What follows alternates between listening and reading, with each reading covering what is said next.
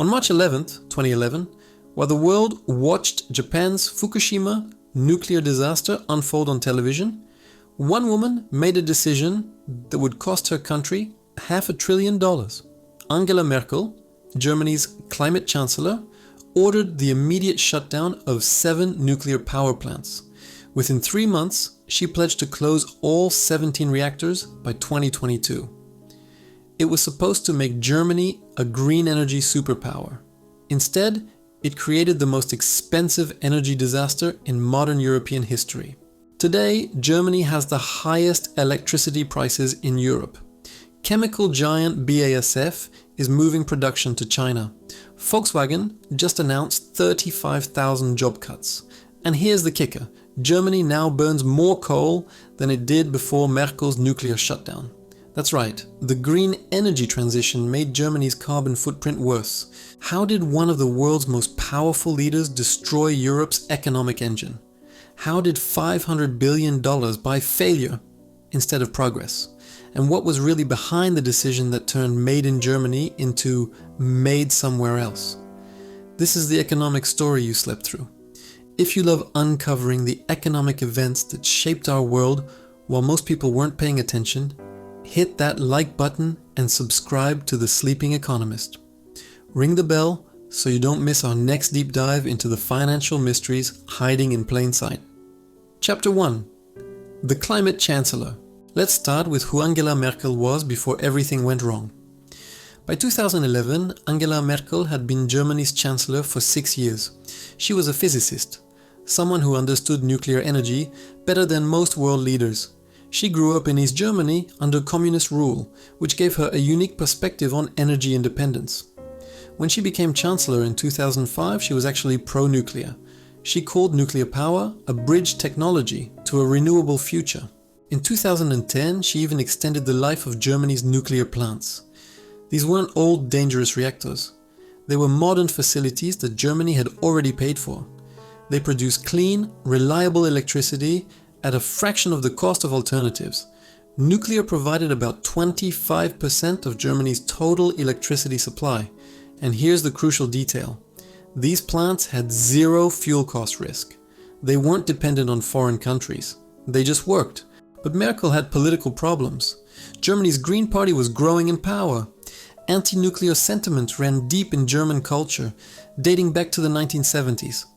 Environmental activists had fought nuclear energy for decades. Merkel knew this.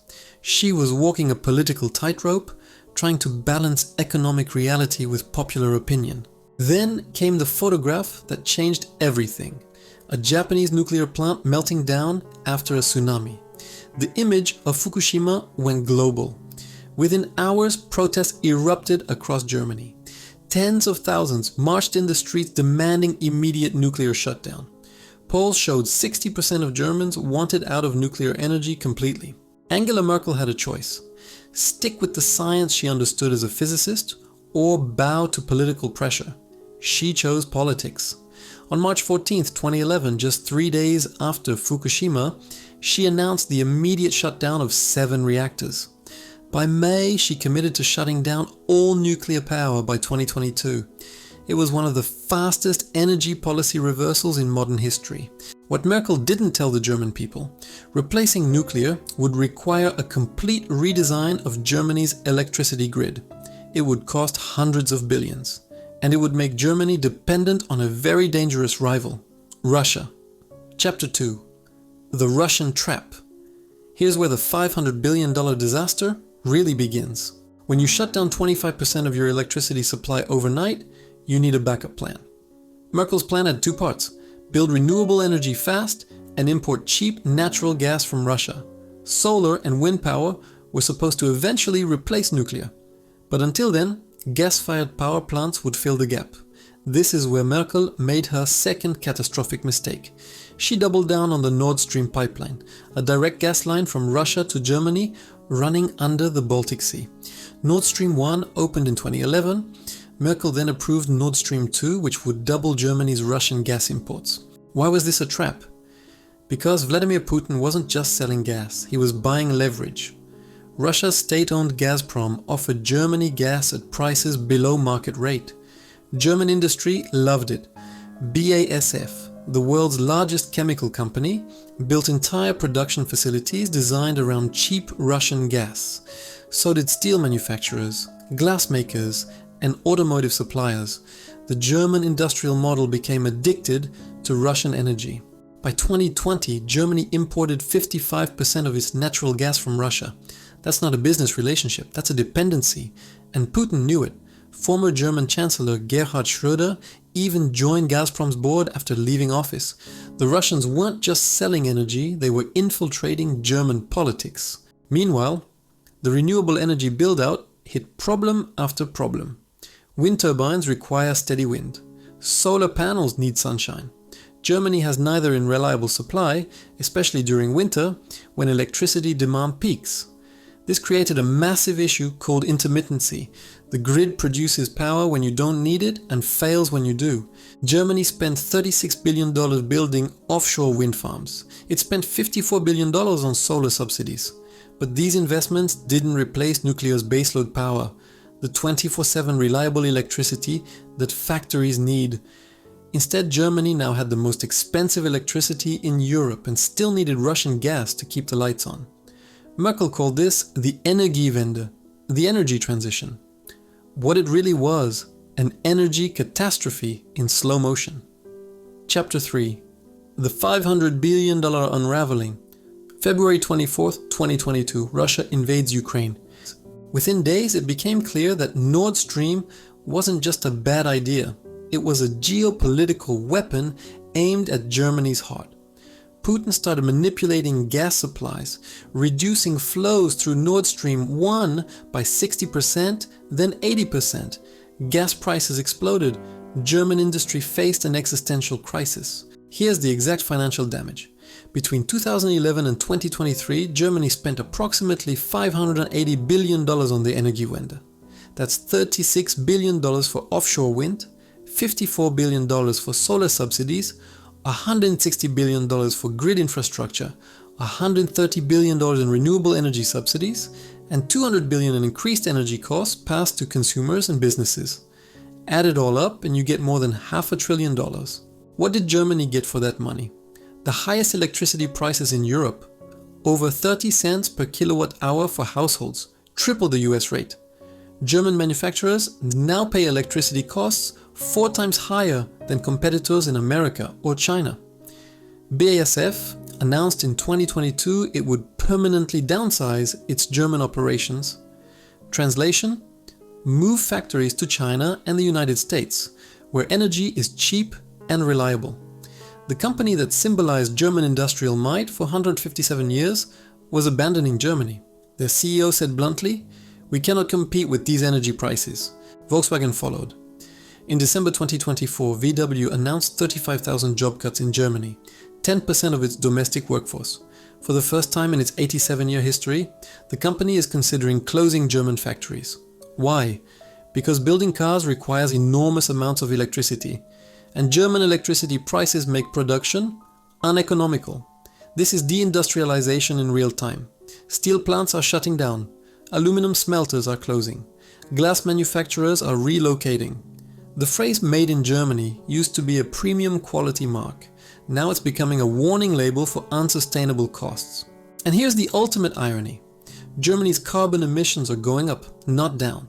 Why? Because when wind and solar don't produce enough power, Germany fires up coal plants. Yes, coal, the dirtiest fossil fuel. Germany now burns more lignite coal than before Merkel shut down the nuclear plants. The green energy transition is powered by the most polluting energy source on Earth. Angela Merkel retired in 2021, just before the disaster became undeniable. She never faced the consequences of her decisions. Chapter 4: The Domino Effect. The damage didn't stop at energy prices. It cascaded through Germany's entire economic system. Small and medium-sized businesses, the famous German Mittelstand that employs 60% of the workforce, got crushed. These companies can't relocate to China like BASF or Volkswagen. A bakery in Munich can't move its ovens to Texas. A machine shop in Stuttgart can't shift production to Shanghai. They're stuck paying electricity bills that doubled, then tripled. Thousands of businesses filed for insolvency. By 2023, German business bankruptcies hit the highest level since 2016. Energy costs were the leading cause. The German economy minister admitted in late 2022 that entire industries were at risk of collapse. Then came the political backlash. In 2023, Merkel's successor, Robert Habeck, the Green Party minister overseeing energy policy, tried to ban gas heating and forced Germans to install expensive heat pumps. The proposal would cost average households $20,000 to $40,000. Public rage was instant. Habeck's approval ratings collapsed. The policy was nicknamed the heat pump disaster because it nearly toppled the government. German citizens were finally waking up to what Merkel's decisions had cost them. But it was too late. The industrial exodus was already happening. Meanwhile, France, Germany's neighbor and rival, was laughing all the way to the factory. France generates 70% of its electricity from nuclear power. French electricity prices are half of Germany's. French factories are profitable. French industry is growing. France never fell for the anti-nuclear panic. They kept their reactors running and are now building more. Germany went from being Europe's economic powerhouse to a cautionary tale, and the person responsible, Angela Merkel, the scientist who abandoned science for political survival. Chapter 5. Merkel's toxic legacy. Let's talk about what Merkel actually destroyed. First, energy independence. Germany went from controlling its own electricity supply to depending on Vladimir Putin's goodwill. That's not just an economic error, it's a national security catastrophe. Second, industrial competitiveness. German companies build their reputation on precision engineering powered by cheap, reliable electricity. Merkel's policies made both impossible. BASF is moving to Louisiana, where natural gas costs 1/5 the German price. Volkswagen is expanding in Tennessee. These aren't temporary setbacks, these are permanent relocations of capital and expertise. Third, climate progress. This might be the cruelest irony. Merkel claimed the nuclear shutdown would help the environment. Instead, Germany's carbon emissions per unit of electricity are now higher than they were in 2011. Coal use increased, gas imports skyrocketed. The green transition made Germany's carbon footprint worse. Fourth, European leadership. Germany was supposed to be the model for other nations. Instead, it became a warning. Poland, Czech Republic, and Finland looked at Germany's disaster and said, "No thanks, we're keeping nuclear." Even Belgium and France reversed planned nuclear shutdowns after seeing Germany's mistakes. In November 2021, just weeks before leaving office, Merkel gave an interview defending her nuclear decision. She said closing the plants was necessary for social peace in Germany. Notice what's missing from that answer: economics, climate science, energy security, or industrial policy. She admitted the decision was pure politics, but here's what she couldn't admit: the human cost. Workers losing jobs, families unable to afford heating bills, small businesses going bankrupt. An entire generation of German engineers leaving for America or Asia because there's no industrial future at home. Angela Merkel leaves behind a toxic legacy. She governed for 16 years and is remembered as a steady, cautious leader. But on energy policy, the single most important economic decision of her tenure, she gambled Germany's future on political polls and lost. Chapter 6. Lessons worth $500 billion. So what can we learn from Germany's $500 billion disaster? Lesson 1. Don't make long-term economic decisions based on short-term political panic.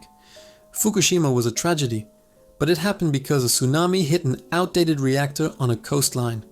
Germany has no coastline exposed to tsunamis. German reactors were modern and safe. Shutting them down was emotional policy, not rational policy. Lesson 2. Energy independence is national security. Depending on rivals for essential resources is always a trap. Putin didn't need to invade Germany. He just needed to turn off the gas. Any policy that trades domestic energy for foreign imports is dangerous. Lesson 3. Intermittent energy sources cannot replace baseload power without massive storage. Wind and solar are fine as supplements, but they can't run a modern industrial economy alone. Germany spent $580 billion learning this lesson. No one else should have to. Lesson 4. Industrial competitiveness matters more than political optics. BASF and Volkswagen don't care about polls or protests. They care about costs. When energy prices make production unprofitable, companies leave. Those jobs never come back. Lesson 5. Physics doesn't care about ideology. Angela Merkel was a physicist. She knew nuclear energy works. She knew renewables had limitations. She chose to ignore the science for political survival. Physics won. Here's the final irony. Germany will probably have to rebuild its nuclear program. The economics are too obvious to ignore forever. France, Finland, Poland, and even the UK are expanding nuclear power. Germany will eventually follow, but only after wasting a generation and $500 billion. Angela Merkel destroyed Germany's economy chasing a green energy fantasy. The $500 billion question is, will anyone learn from her mistake before making the same one? If stories like this, where we uncover the economic events that shaped our world while most people weren't paying attention, fascinate you, please like this video and subscribe to the channel, because we're just getting started with these financial, educational mysteries.